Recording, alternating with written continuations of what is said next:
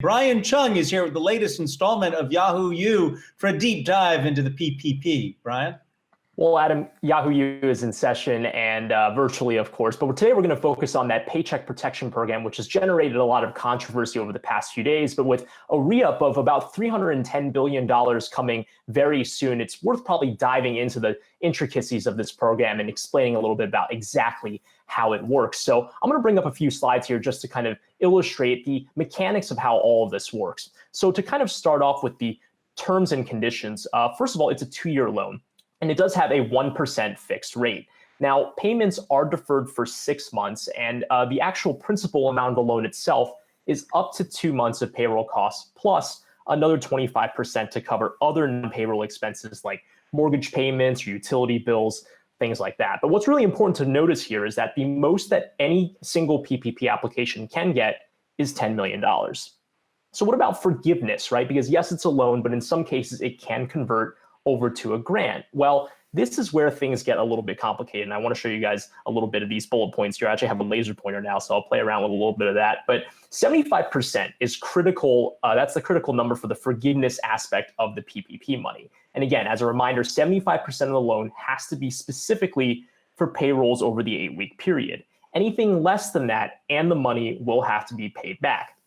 So again, the critical idea here is to keep employees on payroll while the COVID-19 related shutdowns are ongoing. So you have to maintain your staffing levels and wages count as well. So if wages decrease by more than 25%, the business will have to pay the money back.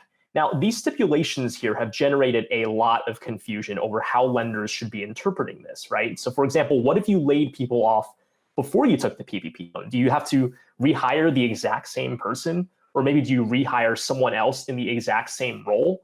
Regardless, these are all types of things that haven't necessarily stopped people from trying to get a PPP loan, right? The money dried up relatively quickly. And as of last week, all the money was gone. And the SBA has a breakdown of what types of businesses got the money. Now, keep in mind that all of the businesses that were eligible for the PPP program, barring some exceptions that I'll explain later, have to have less than 500 employees.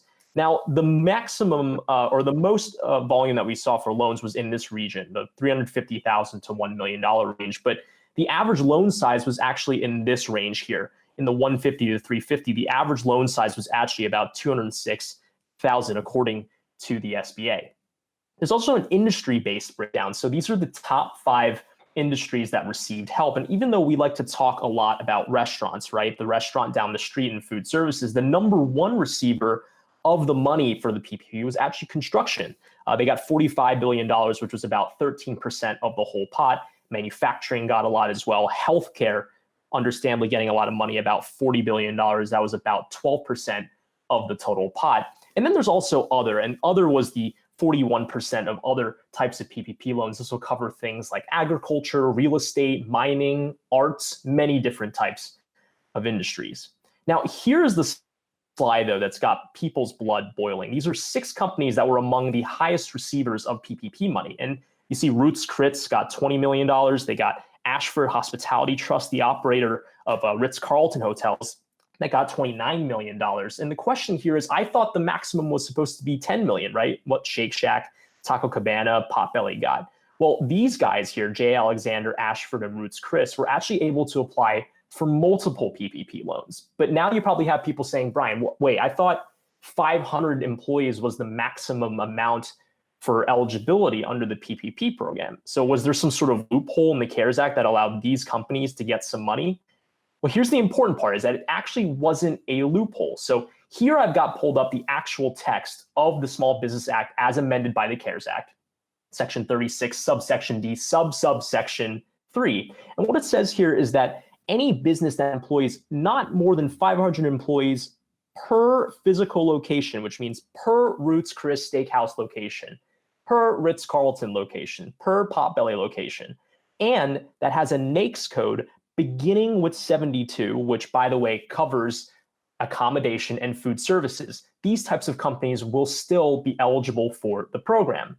So again, this isn't a loophole. This was actually written into the CARES Act that says these types of businesses would get the exemption. Now, if it's controversial to you, that's because it's controversial to most people. And what's important here to note, though, is that there is some acknowledgement among the Treasury that they really need to renege on this. So you actually have the Treasury clarifying yesterday that when the next $310 billion of money will be released, companies that are publicly traded, like those 6 that I just showed you, will likely not be eligible for the program. And actually, anyone that received the money should be paying it back by May 7, unless they want more scrutiny from the US Treasury. But regardless, as the next re-up of money comes, likely over the weekend or the beginning of next week, this type of program and who is receiving it should definitely be under scrutiny. But that, in a nutshell, is kind of the basics, if you will, of the PPP program. Adam, Julie? Hey investors, Zach Guzman here. Are you interested in learning more about the markets and getting the latest financial news? Well, then click right here to subscribe to our Yahoo Finance YouTube channel. Get the latest up-to-the-minute market analysis, big interviews in the world of finance, and information on how to manage your money every day wherever you are.